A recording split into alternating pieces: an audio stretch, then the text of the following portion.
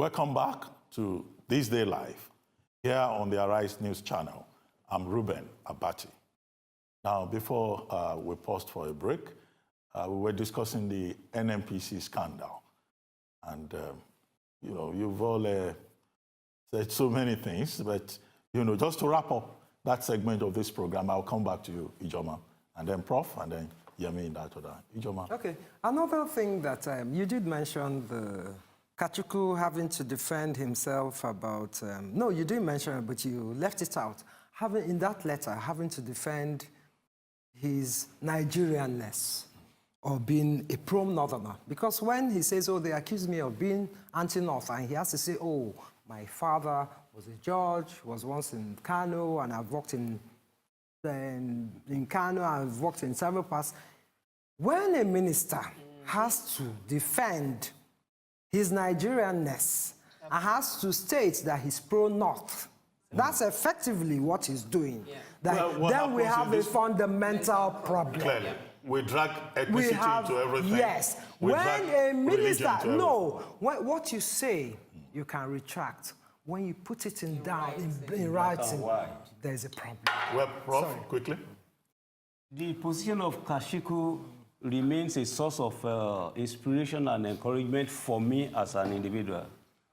I hold the view that we are in a system, a country of unfairness and injustice, based on my personal experience. So when I see a minister come out and is explaining precisely what I've been complaining about, and I look at it to say, afterwards, I'm not left alone. Let our president sit down and look at unfairness and injustice to people who are patriotic and who are fighting for... So you are encouraging a situation where we have more whistleblowers within the system. Oh, yes. Yemi? I think just to piggyback on that, it's very reflective. So you had Malam El-Rufai's letter, which was leaked a few months ago. You now have this one. And as Ijeoma said, it's just consistent about a president who's not taking decisions. Malam El-Rufai listed a whole bunch of things, nothing happened. Kachukwu has listed this thing, I might vote again, nothing's going to happen. Nothing. Well, we're going for a short break. Thank you very much. Do stay with us. We will be right back.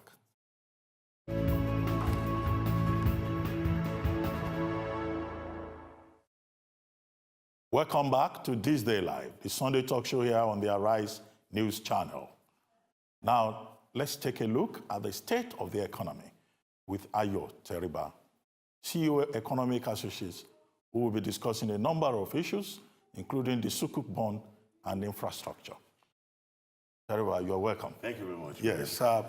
Earlier on this program today, we talked about the CBN and the economy.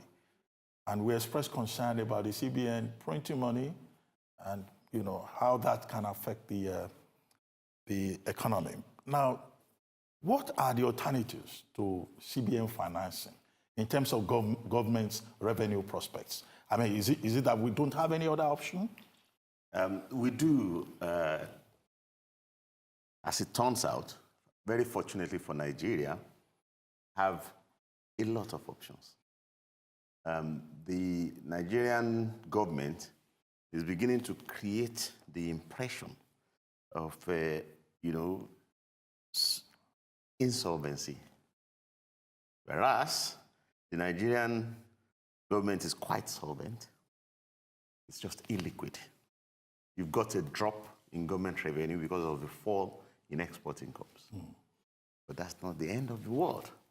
We shouldn't resort to a situation in which the budget is primarily financed by borrowing. And the component that is being financed by borrowing is actually the recurrent component. Because disbursements are not being made. Yeah. So you don't have a situation where you now have to borrow to finance recurrent spending.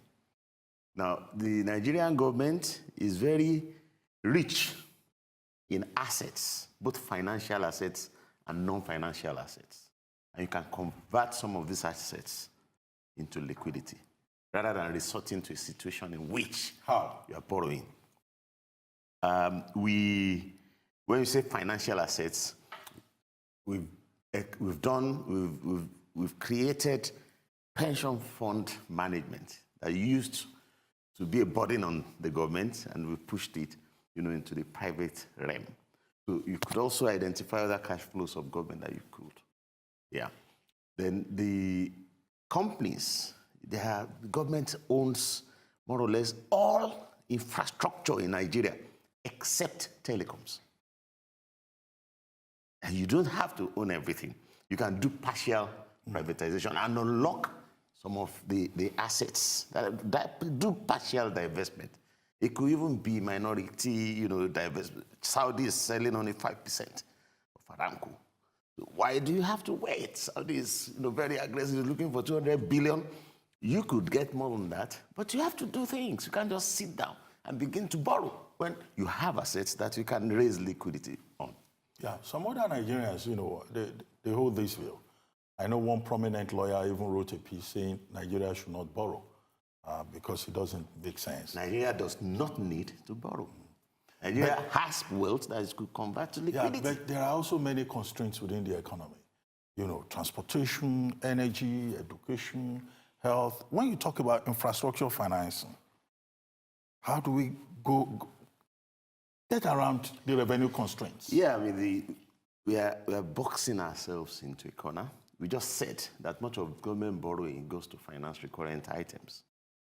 And government is beginning to say we are going to transfer, is it 60% of the capital budget to next year's budget. So we have been unable, we've only been able, as I understand, to do 15% of our intended capital outlay.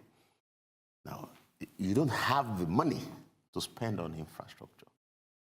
Why don't you treat them the way you treated telecoms? By allowing private investors to come in, bottoms up. Don't sell what you have if you don't want to sell. Let them come and create their own. Privatization is beginning to sound like a cure for many of these problems. And that's what it is. If you don't have the money to spend on capital vote and there's, you make it sound like it's a formula that, you can just apply. If it wasn't a formula, why is Saudi Arabia in a similar situation as we are? Why are they looking for 200 billion? Very small economy, they have 40 million people, we have 160 million people. If a country with 40 million people wants to raise 200 billion, we should be acting more aggressively, not for government to hold on to infrastructure sectors that it cannot fund. And there's cheap money out there. So open it up. It's logical. You didn't regret opening telecoms up. You are not going to regret opening power transmission up, or opening rail up, or opening gas up, or education or health. Open it. It's the time to do so. Well, of late, there's been a lot of focus on what is called the Sukuk bond. Yes. Now, what can it achieve? Especially in the light of the politics that has also developed around it. The Christian Association of Nigeria, for example, says it's an attempt to Islamize Nigeria. Is this about Islamization, or what is it in your own view? Right. I mean, government should seek all possible sources of financing that it can get. Nigeria has roughly half its population as Muslims and half its population as Christians. I am a Christian, but you cannot ignore the fact that half of Nigeria's population are Muslims, including some of members of my own family. So there's nothing wrong in government raising the Sukuk bond.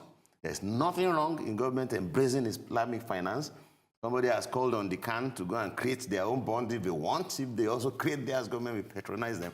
And issuing Sukuk bond does not amount to Islamization. I mean, the CAN the government should have done its bit. No, the CAN is a stakeholder. And you should have engaged them. You should have allayed their fears. Britain has issued Sukuk bonds. Are you going to claim that because Britain has issued Sukuk bonds is Islamizing Britain? Britain, we are not more Christian. Nigeria is not more Christian than England. And they are doing Sukuk bond. So government should raise all the types of financing. It's inclusion. They're trying to include the Islamic group, in the financial process. So you've raised over 100 billion. If you can raise more than that, please go ahead. I mean, if I get you right, the real challenge really is one of public enlightenment. That's right, engaging stakeholders and allaying their fears and giving examples of other jurisdictions that you can in no way claim they are about to Islamize that have issued the bond. But this bond, what is it meant for? Is there a particular target? Well. The thing about it, the thing about Islamic finance, which is also biblical. If you look at the Old Testament, the Lord Jesus Christ discouraged lending with usury. That, it's hard people that lend people money and collect interest. So the Islamic code, which is similar to the Judaism, to the Old Testament, insist on that. They won't participate if it's about interest. So this is non-interest finance. You can do profit sharing, but the borrower will not pay. And so it's designed, to be in compliance in part with the Islamic code. And of course, it's also in sync with the biblical code. Well, thank you very much, Ayo Teriba. Always a delight to have you on This Day Live. You've been watching This Day Live, the Sunday talk show here on Arise News. I'm Rueben Abati. Thank you all for watching. It's bye for now. Thank you.